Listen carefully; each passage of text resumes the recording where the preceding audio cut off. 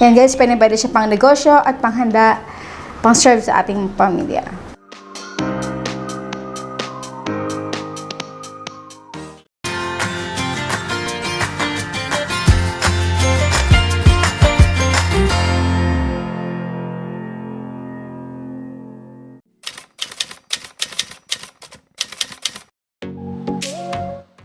Sa ating first layer, pinaghalo ko lang yung ating graham crushed cracker at ang butter.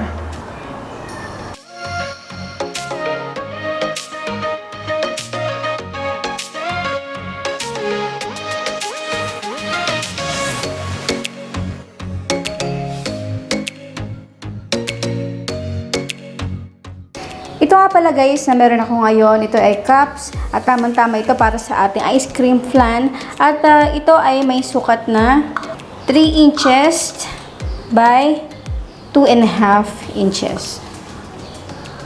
So kada isang cup, maglalagay muna ako na initially ng 1 tablespoon para pantay-pantay ang sukat nito.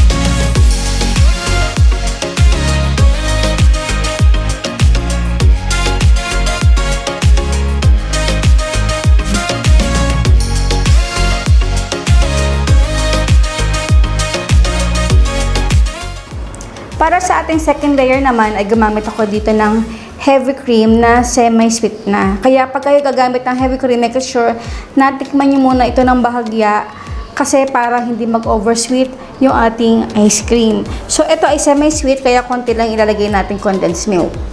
I-whip lang natin ito for a few minutes or hanggang sa mag-double na ang size ito or na mag-medium peak.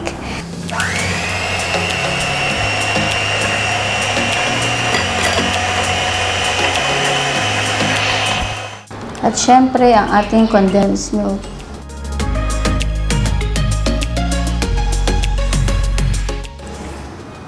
Yung ating heavy cream ay napalamig na natin overnight para mas madali siyang mag-up ng volume.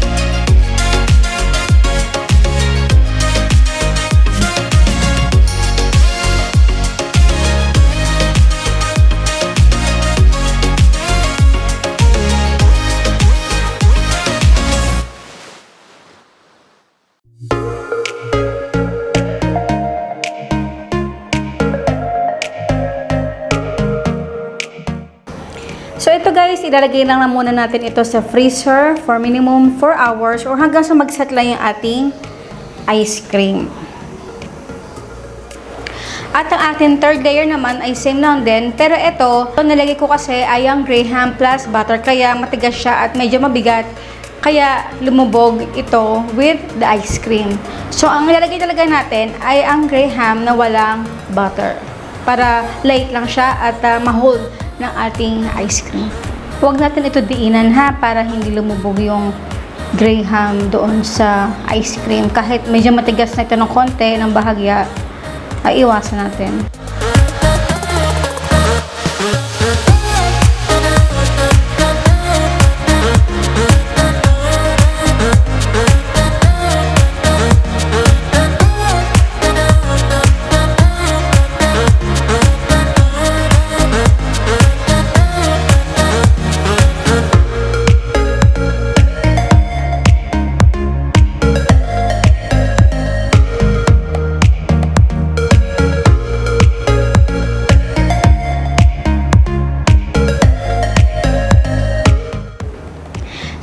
leche flan naman ay napakadali lang na itong gawin.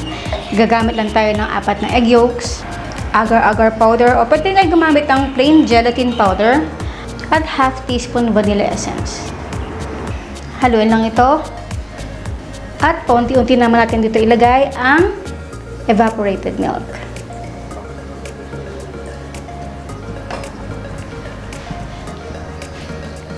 At condensed milk.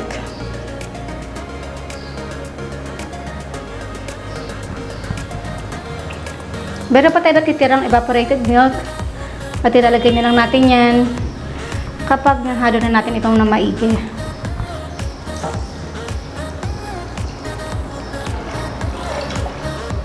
Tsaka natin ito painitin. So continuous lang po yung ating paghalo para maiwasan itong manikit sa ilalim ng pan. Pagka nakita na natin na kumukulo, ay patayin na natin agad-agad ang apoy. Medyo kumukulo-kulo na. Ayan. Diba? Ito po ay papalamigin lang natin ng mga 15 to 20 minutes. Then, ito-transfer na natin ito sa cup. Habang pinapahinga natin ito, make sure na hinahalo natin kasi nagkakaroon ito ng film sa ibabaw ng ating leche flan mixture.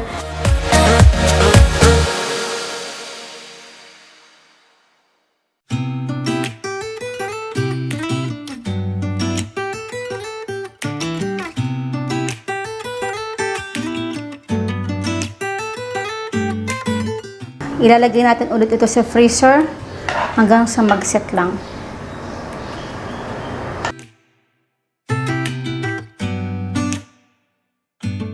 Set this aside habang gumagawa tayo ng caramel toppings.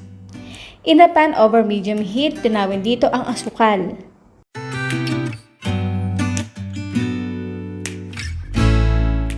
Kapag natunaw na ito, ilagay na natin ang tubig. Haluin hanggang sa mag-well-blend na ito.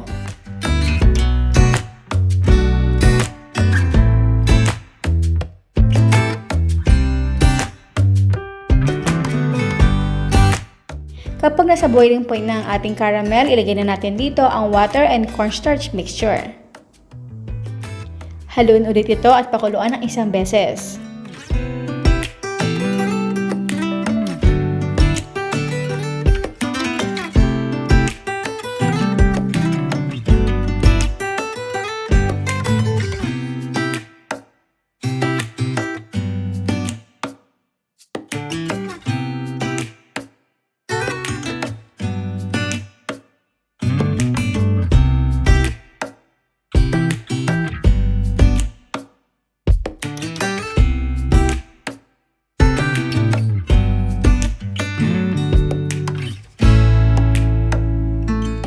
Pwede natin ito ilagay directly sa ref or room temperature lang and ready to serve.